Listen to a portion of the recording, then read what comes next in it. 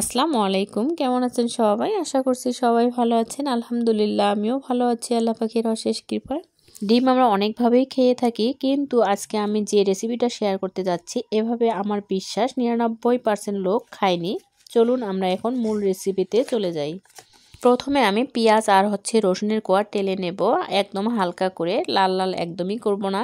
আপনারা ভিডিওতে দেখতেই পাচ্ছেন রসুনের কোয়া আস্ত রেখেছি আর পেঁয়াজটা আমি মোটা মোটা করে কেটে নিয়েছি। যেহেতু তেল ছাড়া আমি টেলে নিচ্ছি, এজন্য আমার একটু বেশি সময় লাগবে। পেঁয়াজ আর রসুনটা কিন্তু আমার মোটামুটি টেলে নেওয়া হয়েছে, আমি এইরকমই রাখবো। এই পর্যায়ে আমি নামিয়ে নেব। এই রেসিপির জন্য আমি মশলাটা একটু হালকা করে টেলে নেব। আমার মশলাটা কিন্তু মোটামুটি টেলে নেওয়া শেষ। এই পর্যায়ে আমি দিয়ে দিচ্ছি কালি জিরা। কালি জিরাটাও আমি হালকাভাবে টেলে নেব। এই পর্যায়ে আমি এই রেসিপির মূল উপাদান হচ্ছে তিল, সেটাই আমি ভালোভাবে ভেজে নেব। তিলটা কিন্তু আমি ভালোভাবে পরিষ্কার করে ধুয়ে নিয়েছি, কারণ এখানে মাটি ছিল হালকা হালকা, এজন্য তিলটা আমার ভেজে নেওয়া শেষ। এই পর্যায়ে আমি সামান্য পরিমাণ বাদাম ভেজে নেব। বাদামটা আমি একদমই হালকা করে ভেজে নেব। আমার বাদামটা কিন্তু হয়ে গিয়েছে, এখন নামিয়ে নেব। এখন আমি সবগুলো উপকরণ একদম সুন্দর করে পেস্ট করে নেব। তিলটার জন্য তরকারিটা খেতে এতটা সুস্বাদু হয়েছে, আপনারা যদি না খান তাহলে বুঝতে পারবেন না। আর এখন তিলও তেমন পাওয়া যায় না, আমার কাছে এতটুকুই ছিল। আমি সবসময় সব ধরনের ভিডিও দেই না, কারণ আমি জানি আমার ভাই বোনেরা কিন্তু এই ধরনের খাবার সবসময় খায়, তাই হয়তো সেই ভিডিওগুলো দেওয়া হয় না।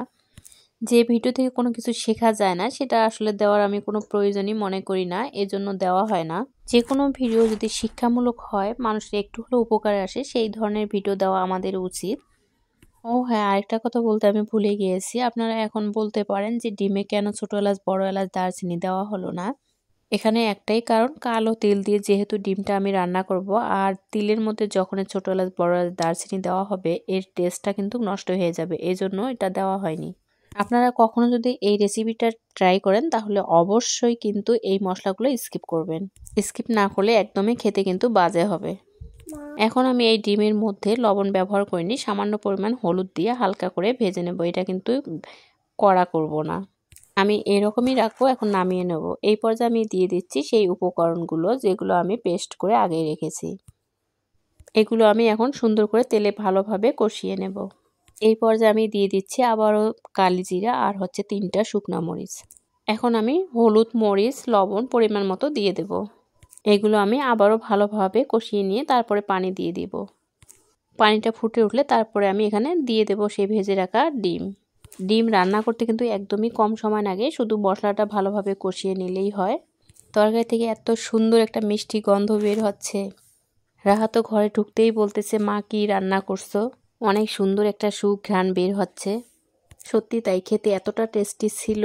আর আপনারা জানেন তিল সম্পর্কে, এখানে যেহেতু কালি জিরা ব্যবহার করা হয়েছে, তিল ব্যবহার করা হয়েছে, বাদাম ব্যবহার করেছে, আর এর টেস্টটা কীরকম হতে পারে এখানে বলার অপেক্ষায় আর থাকে না।